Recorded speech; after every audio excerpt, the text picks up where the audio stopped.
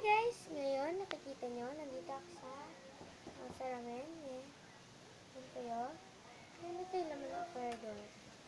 Puro gowns. Hindi natin tayo kasi it's 5:37. Good afternoon nga pala. So, nagpa-practice ako for isang linggo po na pag-ibig or pag-ibig. Sabi ko sa inyo.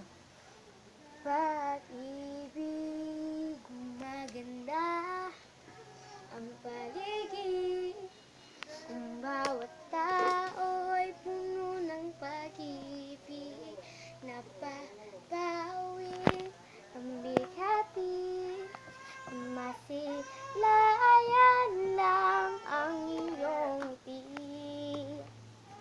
Okay, gandang isipin ang isang mundong puno ng pag-ibig. So guys, ayan, papakita ko sa inyo kung saan ako nagpupiyam. Dito ako nagpupiyam. Ito yung background, yan. Green. Okay. See you tomorrow or later.